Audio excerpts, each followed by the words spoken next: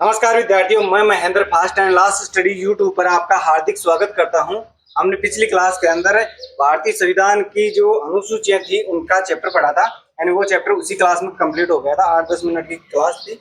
इस क्लास के अंदर हम भारतीय संविधान के प्रमुख जो संशोधन हुए हैं और जो एग्जाम में आते हैं वो देखेंगे। तो जो संविधान संशोधन है वो कहाँ से लिए गए हैं?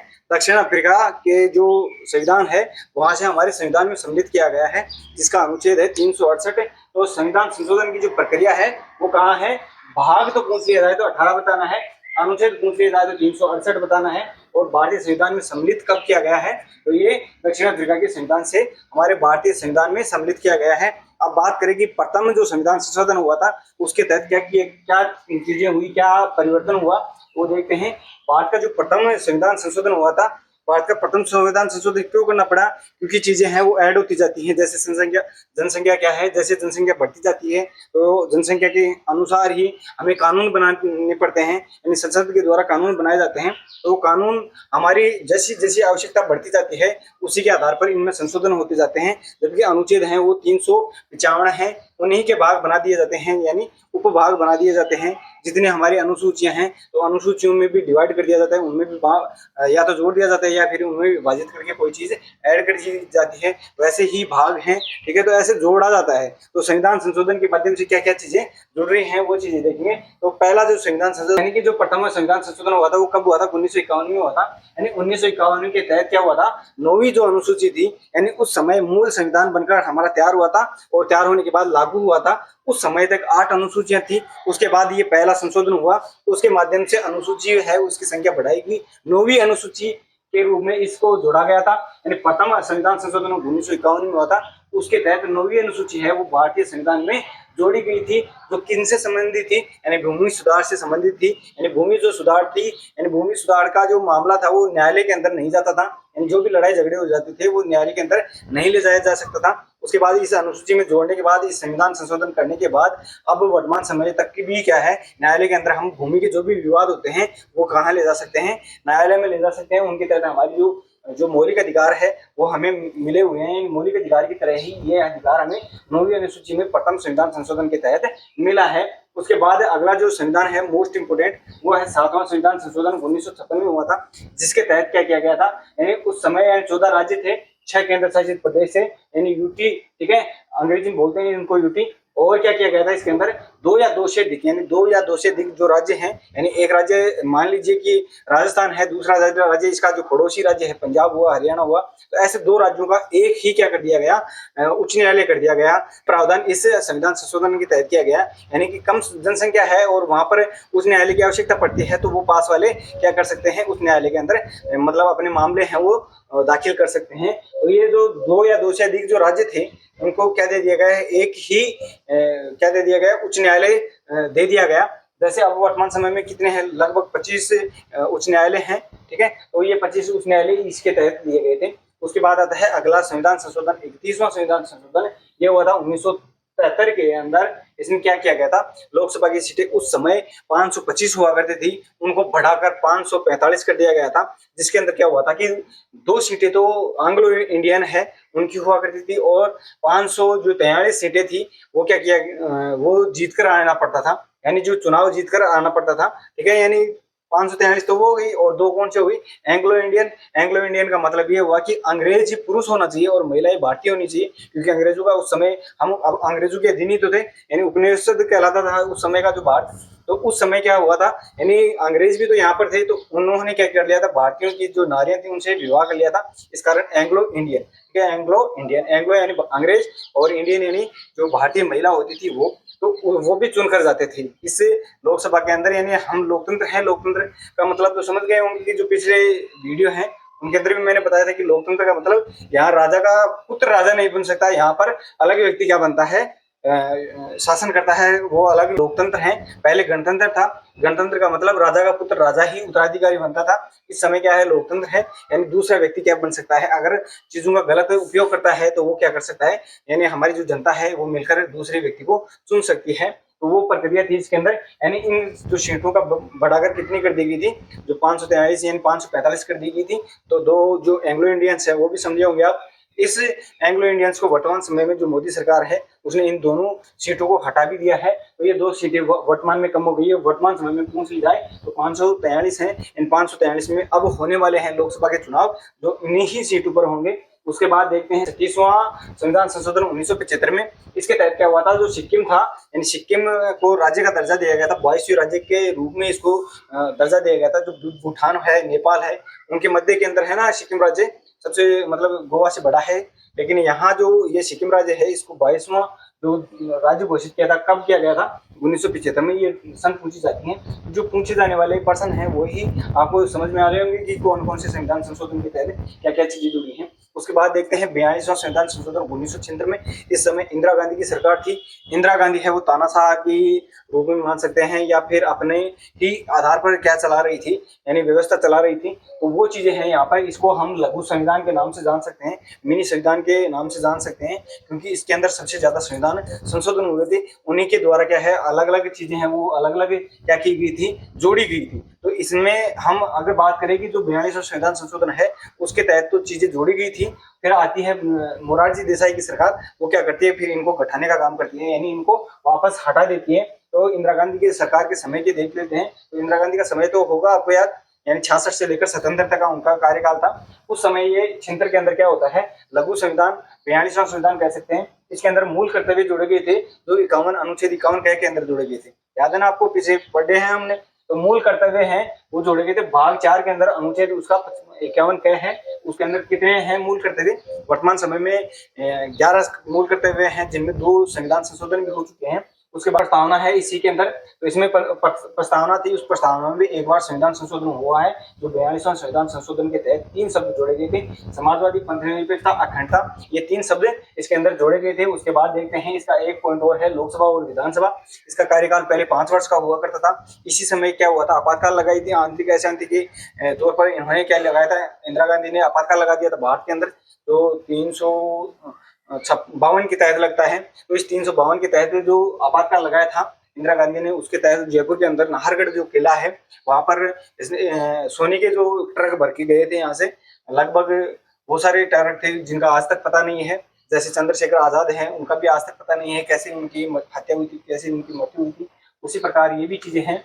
उसके बाद देखते हैं यानी कार्यकाल इनका क्या कर दिया गया था, विधानसभा हो चाहे लोकसभा हो, दोनों का कार्यकाल इसने 5 वर्ष से बढ़ाकर 6 वर्ष कर दिया गया था। और अगला है इसके अंदर संसद हुई या विधानमंडल हुआ, उसमें जो कोरम या गणपूर्ति हम सदस्य संख्या बोल सकते हैं। जैसे वर्तमान समय में 545 से सदस्य हैं, चुनकर गए हैं। तो उनमें से 54 सदस्य, ठीक है, यानी 10% जो सदस्य हैं, ठीक है, उनकी बैठक आवश्यक है। अगर ये 54 सदस्य अगर शामिल होते हैं बैठक में, तो वो बैठक मानी जाएगी, नहीं तो वो बैठक नहीं मानी जाएगी। इसी प्रकार यानी जो कोरम को हम गणपूर्ति कहते हैं, तो कोरम या गणपूर्ति है उसको भी इन्होंने क्या कर दिया था, समाप्त कर दिया था। इन्होंने कहा था कि एक व्यक्ति भी अगर आता है तो वो बैठक मानी जाएगी। लेकिन क्या होता है, और क्या होता है इसके अंदर, सर्वाधिक जोड़ा गया है संविधान संशोधन। एक इसमें राष्ट्रपति से संबंधित था, यानी राष्ट्रपति को अंतिम रूप से जो साइन करने होते हैं किसी भी संविधान का जो संशोधन हुआ, चाहे कोई भी कानून हुआ, उसके ऊपर क्या होता है, अंतिम हस्ताक्षर किसके होते हैं, राष्ट्रपति के होते हैं।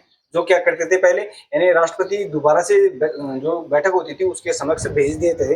यानी इसके अंदर अगर सुधार करने की आवश्यकता है तो सुधार कर सकते हैं। लेकिन फिर अब इन्होंने क्या किया कि नहीं, कोई सुधार नहीं करना है। जो संविधान, जो संसद है, यानी संसद के दोनों सदन, लोकसभा और राज्यसभा द्वारा जो भी कानून बना दिया गया है, वो अगर राष्ट्रपति के पास आता है तो राष्ट्रपति उस पर हस्ताक्षर कर देगा। ऐसे इन्होंने एक प्रणीति और बनाई थी। तो ये इतनी चीजें हैं यहाँ पर, इतनी चीजें हैं वो जोड़ी गई थी। उसके बाद 42वां संविधान संशोधन हुआ था 1978 के अंदर। इस समय मोरारजी देसाई की सरकार आ गई थी, इंदिरा गांधी की सरकार गिर गई थी। तो मोरारजी देसाई थे, उन्होंने क्या किया, लोकसभा और विधानसभा थी, उनका कार्यकाल वापस घटा दिया। इन 6 वर्ष से वापस कितने वर्ष कर दिया गया, 5 वर्ष का कर दिया गया। राष्ट्रपति है उसको एक बार कैबिनेट के पास जो पुनर्विचार करने की जो अंतिम चीजें हैं वो अंतिम रूप से दोबारा से क्या कर सकते हैं, यानी जो संसद है या कैबिनेट जो मंत्री हैं, कैबिनेट मंत्री हैं, उनके पास जो भी प्रस्ताव आया था उसको वापस पुनर्विचार के लिए भेज सकते हैं। और भेजने के बाद अगर उनमें संशोधन कर सकता है या उसमें कोई भी परिवर्तन कर सकता है एक बार के लिए, अगर दोबारा जाता है तो राष्ट्रपति उस पर बिना बोले ही हस्ताक्षर कर देगा। ऐसे प्रावधान इसके अंदर पहले भी था और अब भी है। यानी अंतिम रूप से हस्ताक्षर कौन कर देगा, राष्ट्रपति। उस जो बिल आएगा या फिर हम कानून कह सकते हैं उस पर हस्ताक्षर कर देगा। इन्होंने ऐसा ही नहीं, संपत्ति का जो अधिकार था, स्वतंत्रता का अधिकार हमने जो पढ़ा है तो उसके अंदर संपत्ति का अधिकार भी स्वतंत्रता का अधिकार था। 19 अनुच्छेद 19 के अंदर, उसके अंदर हमने देखा था मूल अधिकार जो यूज से लिए गए थे, तो उसमें संपत्ति का अधिकार था, या ये भी स्वतंत्रता का अधिकार के अंदर ही आता था। तो 300 क के अंदर, यानी 300 क एक अनुच्छेद है, उसके अंदर जोड़ दिया गया है, यानी संपत्ति सभी की सही नहीं है, स्वतंत्रता नहीं है, यानी उसके लिए कर देना पड़ेगा, टैक्स देना पड़ेगा। तो संपत्ति के अधिकार को हटाकर 300 क के अंदर जोड़ दिया गया था। उसके बाद राष्ट्रीय आपातकाल था, जिसके अंदर आंतरिक अशांति हुई थी, यानी आंतरिक अशांति का जो मुद्दा लगा था, किसने लगाया था? इंदिरा गांधी ने। तो उस आंतरिक अशांति था, उस शब्द के स्थान पर इन्होंने सशस्त्र क्या कर दिया? विद्रोह कर दिया गया। यानी आंतरिक अशांति का मतलब कोई भी कारण बताकर उस समय क्या कर दिया जाता था कि आपातकाल लगा दिया जाता था, लेकिन अब इन्होंने क्या कर दिया? सशस्त्र विद्रोह का मतलब कोई भी अगर लड़ाई नहीं होती है, हथियार नहीं उठता है, तो आप कोई भी आपातकाल नहीं लगा सकते। तो सशस्त्र विद्रोह का मतलब समझ गए ना, कि हथियार उठाना ही पड़ेगा तभी आप आपातकाल लगा सकते हैं, नहीं तो नहीं लगा सकते हैं, ऐसा इसके अंदर कर दिया गया। और जो 20 और 21 अनुच्छेद है हमारा, जिसके अंदर हमें स्वतंत्रता मिली हुई है, गिरफ्तारी हो जाए उस समय, तो गिरफ्तारी के समय भी हम स्वतंत्र रूप से हैं। 20 और 21 है वो निलंबित नहीं होगा हमारा, या चाहे राष्ट्रपति आपातकाल लगो चाहे कुछ भी लगो, लेकिन हमारा जो अनुच्छेद 20 और 21 है वो क्या नहीं होगा, कभी भी समाप्त नहीं होगा। ये हमारा स्वतंत्र अधिकार है, यानी स्वतंत्र भारत के स्वतंत्र नागरिकों के लिए जो 20 और 21 है वो क्या है? स्वतंत्र है। उसके बाद देखते हैं 52वां संविधान संशोधन 1985 में हुआ था।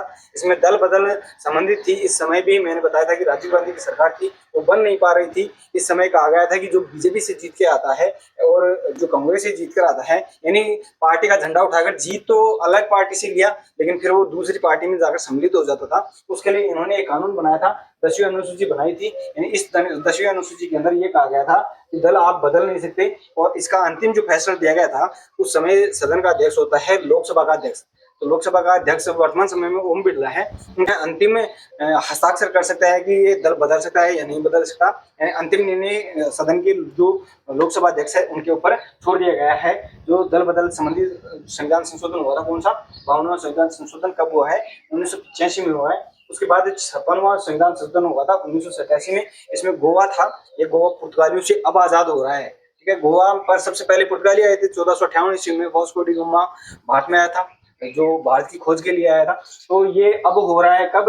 1987 में गोवा है वो अब स्वतंत्र हो रहा है, और उसी के अंदर, यानी गोवा ऐसा राज्य है हमारा जिसके अंदर क्या है, यानी सब कास्ट हैं वो सेम है, उनमें कोई भेदभाव नहीं है सभी। ये हमारे भारत का 25वां राज्य के रूप में ये बना था।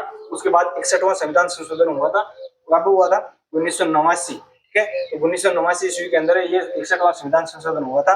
उसमें लोकसभा हुई चाहे विधानसभा हुई, इन दोनों की जो वोट डालने की उम्र थी उसको घटा दिया गया, यानी उस समय 21 वर्ष की रखी गई थी, तो उसको घटाकर 18 वर्ष कर दिया गया। यानी 61 व्यक्ति है वो समझा रहे हैं या बता रहे हैं कि जो वोट डालने की उम्र है वो 21 नहीं होकर कितनी होनी चाहिए? 18 वर्ष ही होनी चाहिए। तो इस 61वां संविधान संशोधन से 21 न होकर कितनी कर दी गई थी? 18 कर दी गई थी। यानी अब वर्तमान समय में भी 18 वर्ष का व्यक्ति वोट डाल सकता है, वोट दे सकता है, चाहे लोकसभा का हो चाहे विधानसभा का वोट हो। उसके बाद है 69वां संविधान संशोधन जो 1991 में हुआ था। इसमें जो दिल्ली थी, इस दिल्ली को राष्ट्रीय राजधानी का दर्जा दिया गया था, जिसमें अब विधानसभा है, जैसे दिल्ली हुई और पंडुचेरी हुई, यहाँ पर उनकी विधानसभाएं भी हैं। तो विधानसभाओं से भी चुनकर लोग जाते हैं, राष्ट्रपति के चुनाव के अंदर भाग लेते हैं। तो यहाँ दो क्या है, अपनी विधानसभा है इनके पास, यानी ये केंद्र शासित प्रदेश है दिल्ली और पंडुचेरी। वर्तमान समय में 8 केंद्र शासित प्रदेश हैं, जिनमें से 2 दिल्ली और पंडुचेरी, इनके पास क्या है? खुद की विधानसभा है और वहाँ के खुद के मुख्यमंत्री भी हैं। तो ये दोनों क्या है, इसको इसमें जो राष्ट्रपति जो दिल्ली है इसको राष्ट्रीय राजधानी का दर्जा कब दिया गया है? 69वां संविधान संशोधन 1991 में दिया गया है। उसके बाद आता है अगला 73वां संविधान संशोधन, जो कब होता है? 52 में होता है। इसमें पंचायती राज थी, उनको वैधानिक दर्जा दिया गया था। पंचायती राज का मतलब पहले बोला गया था कि अगर अपने राज्यों के अंदर पंचायती राज की व्यवस्था की अगर आवश्यकता है तो वो पूरी कर ली जाए, लेकिन क्या करते थे? राज्य करते नहीं थे। इस कारण फिर जो संविधान था उसमें ही बेकायदा लिखा दिया गया, और उसके अंदर ये संविधान संशोधन हुआ था।